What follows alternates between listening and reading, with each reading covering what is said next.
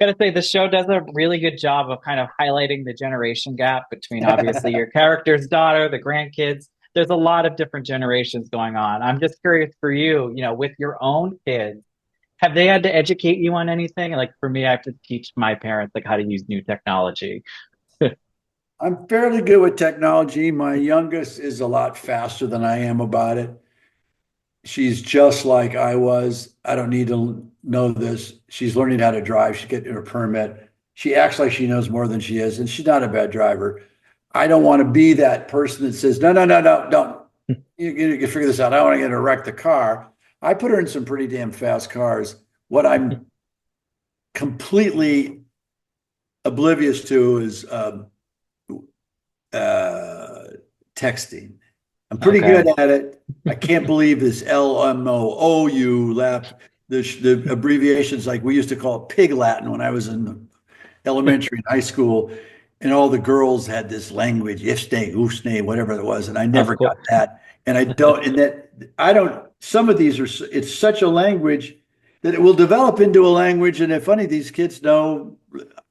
There's a couple text strings my daughters have given me, and I think they're messing with me because some of it. Why don't you just say that? And then one of the big jokes was I told him this was actually on Last Man Standing. I told one of the girls, I said, I got this new device that you poke in numbers and then the other person's voice pops up. And they go, what? Yeah, you just poke in these numbers. And then there's a bell. And then you can actually talk. And they go, what is that? I go, it's called a telephone.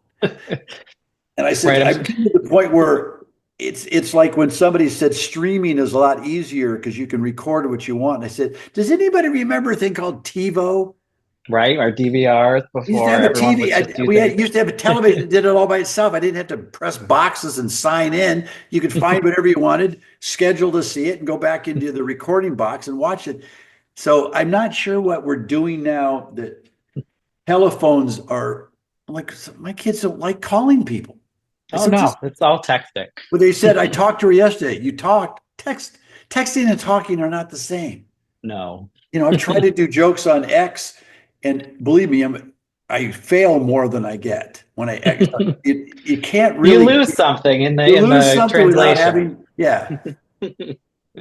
And now one of the other things, this show, Matt gives his estranged daughter somewhere to stay after marriage issues. I'm curious for you, can you pinpoint maybe a time in your professional life when someone maybe stuck their neck out for you or did you a solid when you really needed it? Wow, that's a good one. That's a good question. Because I I try said, to throw some curveballs. well, no, I have a God, I have a producing partner of mine who's been nothing but my best friend, and I think about him all the time. He passed away suddenly from pancreatic cancer. Oh, And I never really got how he stood up for me until he passed away. And then I never stopped thinking about him because I end up the only time I'm a loyal to at a penalty to me because and I finally said this relationship's not working. So he was the executive producer of my production company.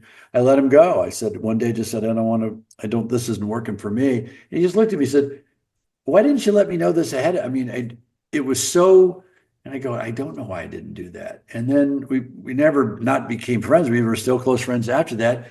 And then I realized how much he stood up for me after the fact. After the mm. fact. He came to the hospital when I'd gotten a racing car accident, and he was the first guy at the hospital, brought by a movie and something to eat. And I said, man, this guy, I totally screwed this one up. And I didn't because he said, I'm not pissed. You just don't want to work with me, fine, but I still want to be your friend. And he was Brian Riley, was what a great guy. Well, we all need people like that in our lives. All right. Well, thank you, Tim. It's been a pleasure chatting with you. Happy Friday. Have a great weekend and happy holidays. Happy holidays.